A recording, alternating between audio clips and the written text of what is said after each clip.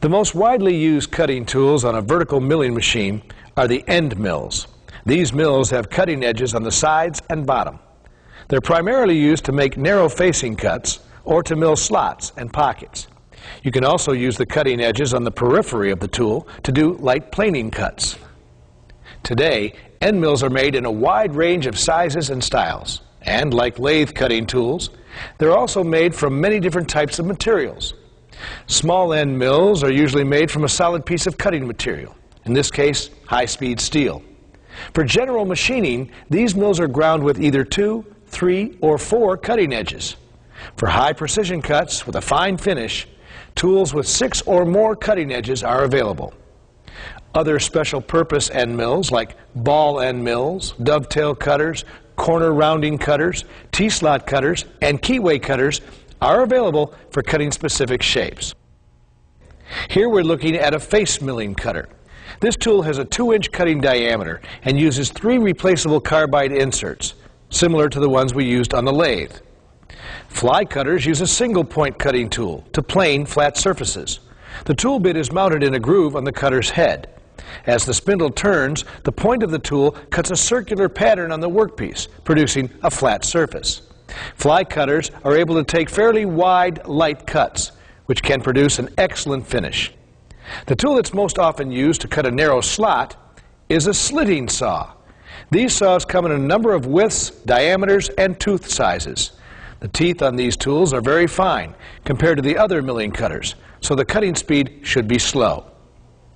Hole milling operations are another important job that can be done on the smithy. The most commonly used tool for this work is, of course, a drill. But after the hole is drilled, other tools can be used to modify or finish the hole. A good example would be countersinks and counter bores. Reaming is another important hole milling operation. Reamers are multi-cutting edge tools used to enlarge a hole to an exact size and fine finish. In practice, you start by drilling a hole slightly smaller than the finished hole size and follow with a reamer of the exact hole size. If you don't have a reamer in the size you need, a boring operation can be used. Here we're using a precision boring head and a carbide cutting tool. With a rigid setup and an even feed, this type of tool can machine very accurate holes from 1/2 inch up to 4 inches. Tapping screw threads on a drill press requires the use of a specially designed tapping head and machine taps.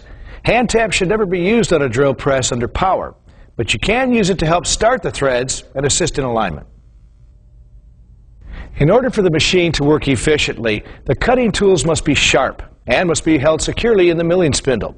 Today we've been holding our end mills with a precision end mill adapter. This type of tool holder is held in the spindle with a drawbar. The end mills are locked in place with a set screw that tightens down against the driving flat on the mill's shank. Larger end mills and other tools that have a straight shank can be held in the spindle with a spring collet and drawbar. Spring collets have a strong, precise grip that can hold a tool perfectly centered in the milling spindle. Drill chucks are only used to hold drills or other cutting tools in a plunge cut. Do not use a drill chuck to hold end mills.